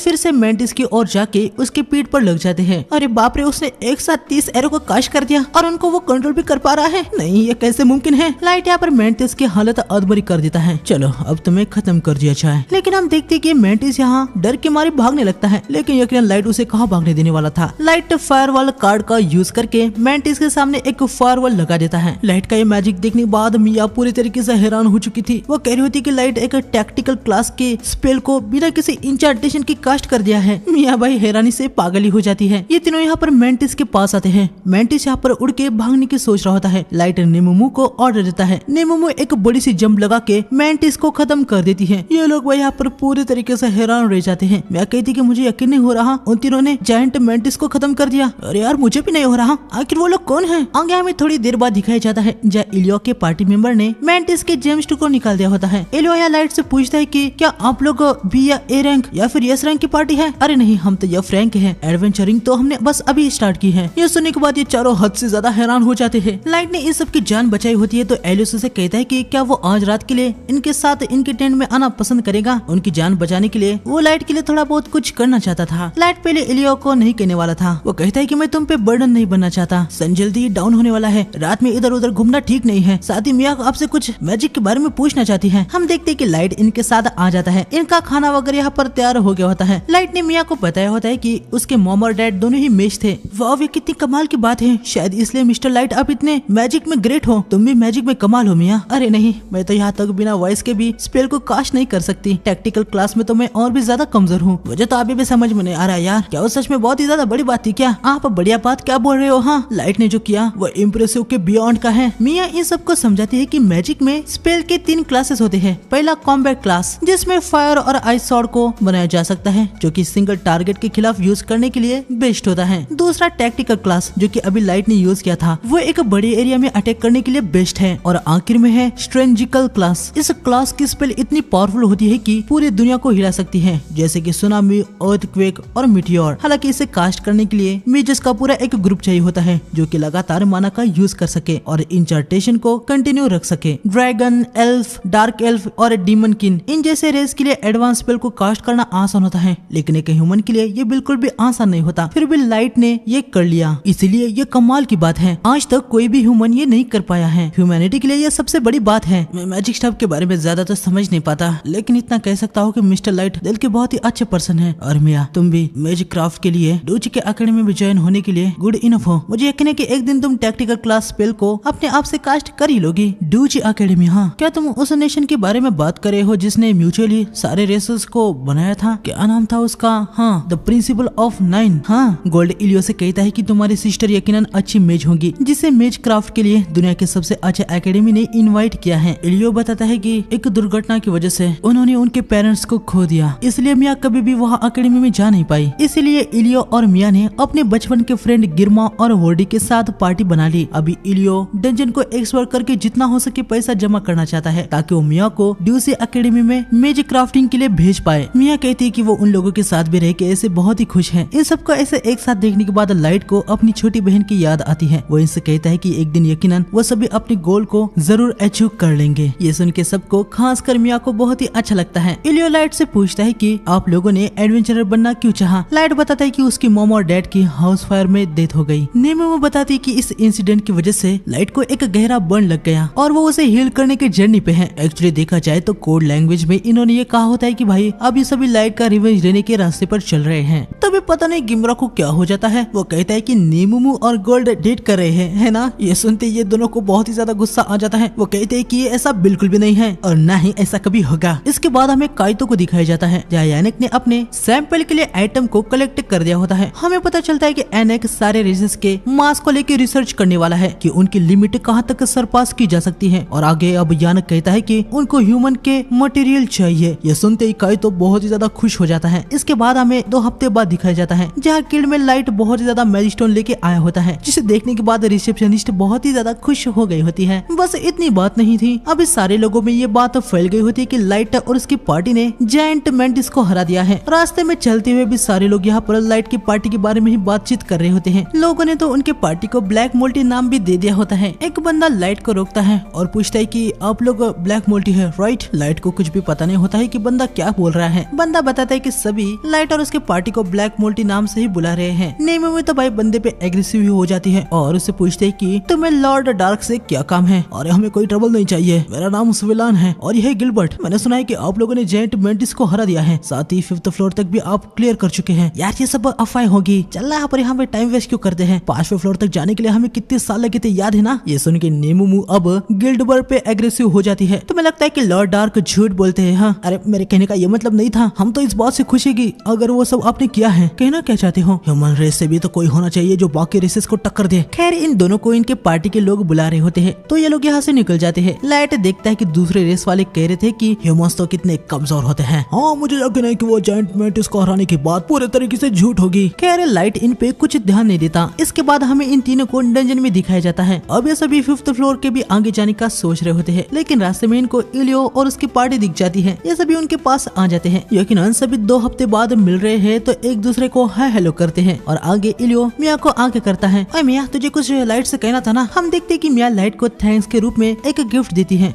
ये क्या है? कुछ ऐसा जो मेरे ग्रैंडफादर ने गुजरने से पहले मुझे दिया था। ये बंस के लिए ऑर्नामेंट है। मिया ने भाई लाइट की उस बात को बहुत ही ज्यादा सीरियस से ले लिया होता है। बस थोड़ा सा ही क्यों ना हो लाइट का दर्द कम हो, इसलिए मिया ने अपने पास की सबसे कीमती चीज उसे दे दी होती है। लाइट भाई बहुत ही ज्यादा हैरान हो जाता है। मिया को लग रहा होता है कि कहीं लाइट को ये गिफ्ट पसंद नहीं आया और क्या वो इसे नहीं लेगा, लेकिन लाइट कहता है कि ऐसी बात नहीं है, उसे गिफ्ट बहुत ही पसंद आया है और वो इसे ले भी लेता है। वो इस गिफ्ट के लिए मिया को बहुत ही थैंक्स कहता है। लाइट भी मिया को कुछ देने वाला होता है। मिया चान मुझे भी फेवर रिटर्न करने दो, ये लो ये मेरी तरफ से तुम्हारे लिए गिफ्ट। वाह ये कितना सुंदर है, पर मैं तुमसे कैसे ले सकती हूँ? तुम्हारे गिफ्ट से सच में मुझे बहुत ही अच्छा लगा, तो प्लीज थैंक के रूप में इसे ले लो। मिया अपने भाई की तरफ देखती है, वो उसे हाँ कहता है। मिया गिफ्ट को लेके पहन लेती है और लाइट को इसके लिए थैंक्स कहती है। आगे हमें रात में दिखाया जाता है जहाँ नेमो लाइट से पूछते है कि मिया को वो एस रैंक वाला ब्रेसलेट देना क्या वो ठीक था? नेमो को लग रहा होता है कि मिया ने पता नहीं लाइट को क्या दिया, लेकिन उसके बदले उसको एक एस रैंक का आइटम मिल गया। नेमो यहाँ पर भावना को उतना समझ नहीं पाती। लाइट उसे कहता है कि वो ब्रेसलेट को मिया को देने से उसे बिल्कुल भी बुरा नहीं लगा। गोल्ड यहाँ पर समझदार होता है। वो लाइट से कहता है कि आपने जो आइटम उसको दिया है वो अगर कोई स्ट्रॉन्ग विश करती है तो उसकी विश को मिरेकली पूरी कर देता है। मैं समझ गया कि लॉर्ड आपने वो आइटम उस लड़की को क्यों दिया। आगे हमें इनको पता नहीं 5th फ्लोर के कितने आगे तक दिखाया जाता है। यहाँ पर हर तरफ बर्फी होती है। इनको यहाँ पर कोई भी ह्यूमन या दूसरे रेस के कोई भी नहीं दिखते। लाइट इन दोनों को यहाँ पर 80s को हंट करने को कह के टेलीपोर्ट का यूज करता है और किंगडम में आ जाता है। जय ये चारों भाई ऑलरेडी इसका वेट ही कर रही होती है। आगे में लाइट को चाय देती है और पूछती है कि सरफेस पे चीजें कैसी चल रही है। लाइट बताता है कि सब कुछ मस्त चल रहा है, साथ ही सरफेस पे उसकी कुछ अच्छे लोगों के साथ मुलाकात भी हो गई है। खैर लाइट यहाँ पर अपने नेक्स्ट रिवेंज टारगेट पे खोज चल रही है, वो जानने के लिए आया होता है, जो कि है एल्फ शशा। आगे हमें 3rd फ्लोर पे स्विल गिलबर्ट और उसकी पार्टी को दिखाया जाता है। तो गिलबर्ट तुम्हारा क्या कहना है? हाँ किस पे? यकीनन ब्लैक मोल्टी पे। अच्छा वो लोग, जैसे कि मैंने सुना है जो मास्क पहने हुआ था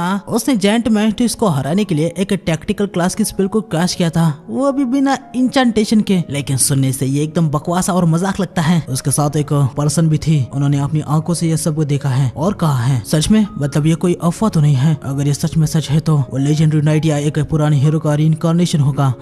अब करे ना तुम मेरी भाषा में बात। मैं आशा करता हूँ कि ऐसा ही कुछ हो। हमें एक चैंपियन चाहिए जो उस कम्युनल रेसेस वाले जो ह्यूमंस को हमेशा से ही नीचा दिखाते हैं उनको सबक सिखा पाए। खैर तभी सिविलियन यहाँ पर हल्का होने के लिए जाता है, लेकिन जैसे ही वो वापस आता है वो देखता है कि काइतो ने यहाँ पर उसके सारे पार्टी मेंबर को खत्म कर दिया है। सिविलियन समझ जाता है कि उसके सामने कोई पावरफुल एल्फ है, क्योंकि उसके बंदे इतने भी कमजोर नहीं थे और सभी बिना किसी आवाज के मारे गए हैं। सिविलियन यहाँ फाइट करने के बजाय भागने का सोचता है। वो यहाँ पर एक स्मोक डाल के भागने लगता है। सिविलियन मन में कह रहा होता है कि उस एल्फ के पास कितनी भी स्किल्स हो, लेकिन बिना देखे वो क्या ही अटैक कर लेगा। सिविलियन जाके गिल्ड को ये सब कुछ बताने का सोचता है, लेकिन हम देखते हैं कि सिविलियन पे अटैक हो जाता है। सिविलियन मन में कह रहा होता है कि ये तो कोई मैजिक का अटैक नहीं है, उसको कुछ फिजिकली टच हुआ है। सिविलियन जब पीछे देखता है तब वो देखता है कि एल्फ यहाँ पर हवा में उड़ रहा होता है और हवा में से ही उसने अटैक किया है। याना का सिविलियन को बेहोश कर देता है। मिस्टर काइटो आपने बस एक ही ह्यूमन को जिंदा छोड़ा और बाकी सबको मार दिया। तुम्हें बस एक ही जिंदा चाहिए था ना। एक्सपेरिमेंट में कभी कभी फेलियर भी आता है, तो इसलिए उनको रिपीट करना पड़ता है। तो एक की बजाय कभी कभी काफी लगते हैं। कोई बात नहीं,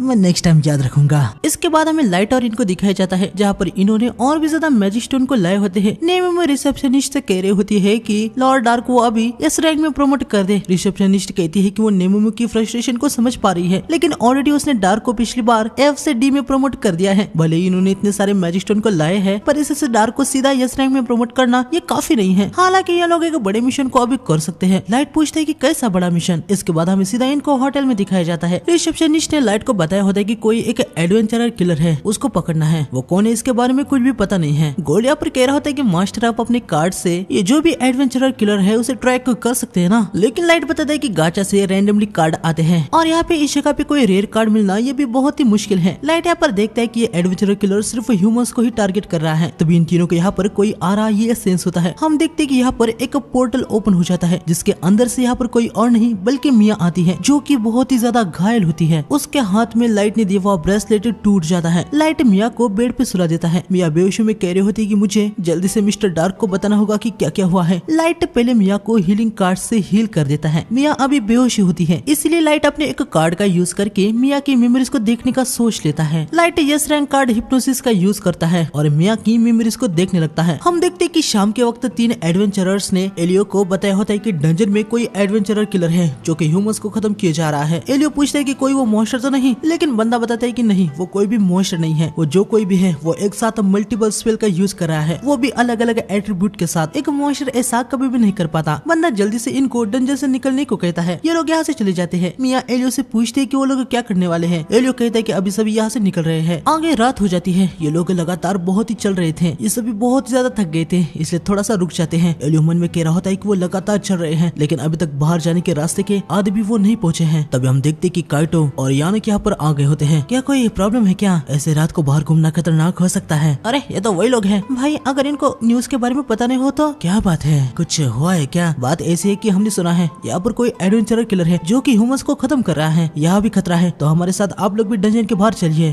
अच्छा तो ये बात है। हाँ वही तो मैं सोचूं कि अचानक से एडवेंचरर यहाँ पर कम क्यों दिखाई देने लगे हैं। ये लोग इनको अपना असली चेहरा दिखाते हैं। एलियो समझ जाता है कि ये एडवेंचरर किलर्स है। सभी बहुत ही ज्यादा पैनिक हो जाते हैं। एलियो मिया से कहता है कि वो यहाँ से भाग जाए, वो इनसे फाइट करेंगे, तब तक वो यहाँ से निकल जाए। हाँ क्या सुना मैंने, तुम कचरा कहीं के मुझसे लड़ोगे। हाँ एलियो अटैक करने के लिए जाता है, लेकिन काइटो उसे स्लैश मार देता है। ये देखने के बाद मिया बहुत ही ज्यादा पैनिक हो जाती है। आगे ये दोनों अटैक करने के लिए जाते हैं, लेकिन काइटो इन दोनों को भी स्लैश मार देता है। मिया डर के मारे घुटने पे आ जाती है। वर्डी मिया से कह रहा होता है कि वो जल्दी से यहाँ से भाग जाए। हम देखते कि इन लोगों को इतना घाव लगने के बावजूद मिया को बचाने के लिए ये दोनों खड़े हो जाते हैं और फिर से काइटो पे अटैक करने के लिए जाते हैं। मिया इनको चिल्ला के रुकने को कहती है। काइटो इनको स्लैश मार के इनको यहाँ पर खत्म कर देता है। हाँ मिस्टर काइटो, अगर वो मर जाते हैं तो मैं उनको अपने एक्सपेरिमेंट के लिए यूज नहीं कर पाऊंगा। चुप रहो, मैंने तुमसे पहले ही कहा है ना, जो कोई भी मुझसे फाइट बैक करने की कोशिश करेगा मैं उसे खत्म कर दूंगा। हाँ लेकिन आपने बहुत को ऑलरेडी खत्म कर दिया है, लेकिन अभी एक बचा है ना, वो देखो। हाँ ह्यूमन में यकीनन काफी वैल्यूएबल होते हैं, लेकिन वो यंग बॉयज भी काफी काम आते हैं। ठीक है मैं आगे से ध्यान रखूंगा। काइटो यहाँ पर मिया के पास आता है। इसके इरादे कुछ ठीक नहीं होते। वो कह रहा होता है कि वो मिया के साथ थोड़े मजे करना चाहता है। ये सुनने के बाद मिया बहुत ही ज्यादा पैनिक हो जाती है। मिया काइटो को दूर रहने को कह रही होती है। काइटो कह रहा होता है कि उसे डरने की क्या ही बात है। हाँ वो एक फ्यूचर लेजेंडरी हीरो है जो मिया को उसके मजे के लिए यूज कर रहा है। ये तो मिया के लिए ऑनर की बात होनी चाहिए। मिया बहुत ही ज्यादा पैनिक हो जाती है। तभी हम देखते कि एलियो उठ जाता है और वो मिया को भागने को कहता है। काइटो हैरान हो जाता है कि इतना घाव लगने के बाद भी एलियो जिंदा कैसे है। यानक तो यहाँ पर काफी ज्यादा खुशी हो जाता है कि एलियो जिंदा है। वो काइटो से कहता है कि उसे एलियो किसी भी हालत में जिंदा चाहिए, उसके एक्सपेरिमेंट के लिए वो भी कमाल का है। एलियो यहाँ पर मन में कह रहा होता है कि मैं लगभग डेड ही हूँ, लेकिन कोई भी फर्क नहीं पड़ता, मुझे मिया को किसी भी हालत में बचाना है। मिया अपने भाई को देखती है। यकीनन मिया उसे ऐसे छोड़ के नहीं जाना चाहती, लेकिन उसके पास अभी कोई भी रास्ता नहीं होता। मिया यहाँ से भागने लगती है। एनक कहता है कि वो जाके तुरंत लड़की को पकड़े। काइटो मिया की तरफ जाने लगता है, लेकिन एलियो आके उस पर अटैक करता है, पर काइटो उसे ब्लॉक कर देता है। बैटल क्रिएटिविटी और स्किल से होती है, मुझे अपने दिमाग का यूज करके मूव्स करनी होगी। हाँ क्या बड़बड़ कर रहा है बे। शील्ड डिफेंस के लिए यूज होती है और स्वॉर्ड ऑफेंस के लिए। एलियो ये सब गोल्ड ने बताई हुई बातों को याद कर रहा था। गोल्ड ने कहा था कि शील्ड के साथ डिफेंस और स्वॉर्ड के साथ अटैक करना ये कोई गलत नहीं है, लेकिन ये हमेशा ही बेस्ट नहीं है। एलियो यहाँ काइटो पे अपनी स्वॉर्ड मार के फेंकता है, जिससे काइटो डॉज कर लेता है, लेकिन एलियो यहाँ पर एक अनएक्सपेक्टेड मूव करता है, जो कि है शील्ड से अटैक करना। एलियो काइटो को अपनी शील्ड से हिट कर देता है, जिससे काइटो नीचे गिर जाता है। काइटो भाई यहाँ पर पूरी तरीके से हैरान रह जाता है। एलियो उस पर हंसने लगता है। लो सर कहीं के तो मुगटिया ह्यूमन कहीं के। काइटो अपनी स्वॉर्ड की पावर से एलियो पे अटैक कर देता है, जिससे एलियो को अभी बहुत ही तगड़ा डैमेज हो जाता है। साले कमीने कहीं के कोई भी मेरे इस मैजेस्टिक फेस को हिट नहीं कर सकता।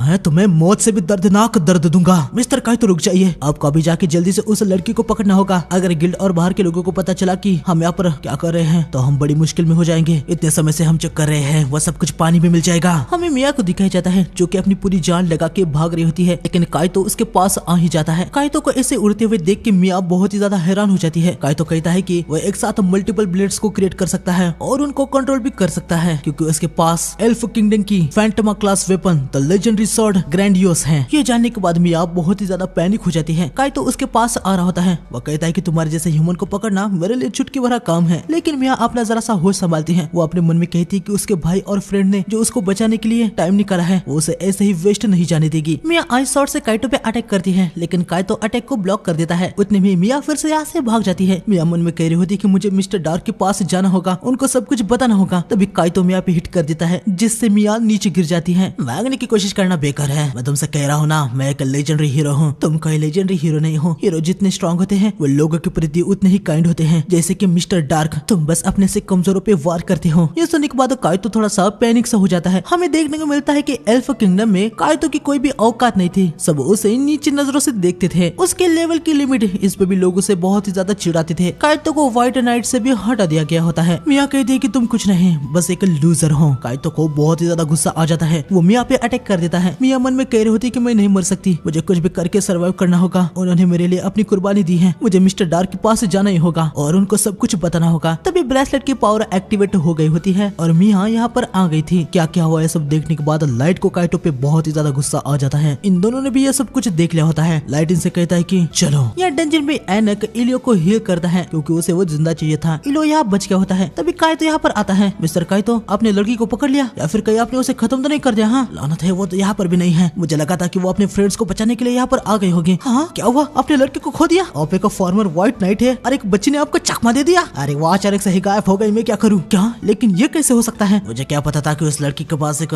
टेलीपोर्टेशन आइटम है। क्या बकवास कर रहे हैं? ये हो ही नहीं सकता कि एक ह्यूमन के पास टेलीपोर्टेशन जैसा वैल्यूएबल आइटम हो। अरे था, वो मेरे सामने, मेरे आंखों के सामने टेलीपोर्ट हो गई। अगर ऐसी बात है तो हम बहुत ही ज्यादा मुश्किल में पड़ चुके हैं। अगर वो लड़की गिल्ड के पास चली गई और हमारे बारे में सब कुछ बता दिया तो ये बात एल्फ किंगडम तक भी पहुंच जाएगी और उनको जल्दी पता चल जाएगा कि ग्रैंडियस स्वॉर्ड को आपने चुरा लिया है। हाँ, तुम तो सच कह रहे हो। व्हाइट नाइट अपने इन्फीरियर कैप्टन के साथ हमें ढूंढते हुए आएंगे। मिस्टर काइतो, मैंने सुना है कि वो लेवल 3000 के बियॉन्ड का है और जिन नाइट को वो कमांड करता है वो सभी 2000 लेवल के आसपास है। साथ ही उनके पास ग्रैंडियस स्वॉर्ड के लेवल के वेपन्स भी हैं। काइतो भाई यहाँ पर हद से ज्यादा पैनिक हो जाता है। यानक उसे शांत रहने को कहता है। वो बताता है कि अगर वो अपनी रिसर्च को कंप्लीट करते हैं तो उनकी सारी प्रॉब्लम सॉल्व हो जाएगी। ये सुनने के बाद काइतो की जान में थोड़ी सी जान आती है। ये लोग अपना रिसर्च करने के लिए जाने वाले थे, लेकिन लाइट यहाँ पर आ जाता है और वो इन लोगों से कहता है कि वो कहीं पे भी नहीं जाने वाले। काइतो लाइट को पहचान लेता है, मतलब लाइट ने लाइन में काइतो को हटने को कहा था ना। यानक यहाँ पर हैरान हो जाता है कि आखिर लाइट यहाँ पर कैसे और कब आ गया। काइतो भी मन में कह रहा होता है कि मेरे जैसे 1500 के लेवल के आसपास कोई भी बिना स्टील होके नहीं आ सकता। काइतो समझ नहीं पा रहा होता है कि आखिर लाइट यहाँ पर आया, इसके बारे में उसे पता कैसे नहीं चला। लाइट देखता है कि गिमरा और वर्डी मर चुके हैं। गोल्ड ने इलियो को उठा लिया होता है। वो लाइट को बताता है कि इलियो अभी जिंदा है, हालांकि वो बहुत ही ज्यादा जख्मी है। यहाँ पर यानक परेशान हो जाता है कि गोल्ड ने उसके साइड में से इलियो को कब ले लिया। लाइट इलियो को हील कर देता है। वो पूरी तरीके से हील हो जाता है। काइतो ने इलियो और बाकियों के साथ जो किया है, इससे ऑलरेडी लाइट को बहुत ही ज्यादा गुस्सा आ गया था। वो सीधा उससे लड़ने के लिए आगे आता है। यानक को यहाँ पर लग रहा होता है कि लाइट को उनके बारे में कुछ पता नहीं है, कि वो ही एडवेंचर किलर है। लेकिन लाइट बताता है कि मिया उसके पास आई थी, उसने इनके बारे में उनको सब कुछ बता दिया है। ये सुन के इन दोनों को बहुत ही ज्यादा डर लगने लगता है कि कहीं लाइट ने गिल्ड को सब कुछ बता दिया है। लेकिन लाइट इनको बताता है कि तुम्हें चिंता करने की कोई भी जरूरत नहीं है, मैंने गिल्ड को कुछ नहीं बताया। यह सुन के काइतो बहुत ही ज्यादा खुश हो रहा होता है। वो कहता है कि मैं तो लकी हूँ, मैंने गिल्ड को तुम्हारे बारे में कुछ नहीं बताया, क्योंकि मैं खुद तुमको यहाँ पर खत्म करने वाला हूँ। लेकिन काइतो लाइट की बात को यहाँ पर बहुत ही लाइटली लेता है। उसे लग रहा होता है कि लाइट तो एक ह्यूमन है ना, तो वो उसका क्या ही उखाड़ लेगा। काइतो जाके लाइट पे अटैक करता है, लेकिन लाइट अपने स्टाफ से उसे बहुत ही आसानी से रोक देता है। ये देख के एनक यहाँ पर बहुत हैरान हो जाता है। आगे काइतो लाइट पे लगातार बहुत ही ज्यादा वर्क कर रहा होता है, लेकिन कुछ भी नहीं हो रहा होता। आखिर में लाइट ही बोर होके उसे एक हल्की सी स्ट्राइक मारता है, जिससे काइतो की बैंड बज जाती है। मुझे लगा था कि तुम काफी टफ हो, पर तुम तो बहुत ही कमजोर निकले। अगर मैं और जरा सा फोर्स लगाता तो मैं गलती से तुम्हें मार ही देता। ओए लूजर, चलो हट, तुम घटिया ह्यूमन कहीं के, बस बहुत हुआ, अब मैं तेरी बैंड बजा दूंगा। यानक यहाँ पर पूरी तरीके से हैरान हो गया होता है कि एक ह्यूमन, वो भी एक बच्चा, काइतो को इतनी आसानी से मात कैसे दे रहा है। है। यहाँ पर काइतो अपनी स्वॉर्ड की पावर का यूज करके लाइट पे अटैक करता है। हम देखते हैं कि ये अलग अलग एट्रीब्यूट के स्पेल्स होते हैं, लेकिन लाइट के लिए ये कुछ नहीं होते। वो इन सभी को आसानी से डॉज कर रहा होता है। तभी काइतो लाइट पे सरप्राइज अटैक करने के लिए आता है, लेकिन लाइट उसे भी ब्लॉक कर देता है। ये देख के यानक मन में कह रहा होता है कि मिस्टर काइतो ने अपनी स्वॉर्ड का यूज करके टेल तो होके उसके पीछे गए, लेकिन फिर भी उस लड़के ने उनके अटैक को झेल लिया। एक ह्यूमन फैंस्टमा क्लास के वेपन को बराबर की टक्कर कैसे दे सकता है। काइतो यहाँ पर पागल हो जाता है। वो लाइट से कह रहा होता है कि तुम चीटिंग कर रहे हो, तुम एक मेज के कपड़े पहने हो पर तुम वॉरियर की तरह लड़ रहे हो। मैं एक मेज हूँ, झूठ मत बोलो, यह नामुमकिन है। कोई भी मेज मेरे से इक्वली फाइट नहीं कर सकता। लाइट आइस स्वॉर्ड को समझ करता है और दिखाता है कि वो एक मेज है। हाँ, आइस स्वॉर्ड, वो भी बिना इंचेंटेशन के, ये नामुमकिन है। काइतो फिर से सेम अटैक करता है, लेकिन इस बार आइस स्वॉर्ड उसके अटैक को डिस्ट्रॉय कर रही होती है। यह देखने के बाद ये दोनों ही दंग रह जाते हैं। काइतो फिर से अटैक करता है, लेकिन आइस स्वॉर्ड एक बैरियर की तरह लाइट को कवर कर लेता है। हो गया तेरा। कैसे, आखिर ये कैसे हो सकता है? क्या ये कोई मजाक है? मेरे जैसा एक फ्यूचर लेजेंडरी हीरो एक ह्यूमन से बिल्कुल भी नहीं हार सकता। ओल्ड माइस्ट्रो को हेवन ने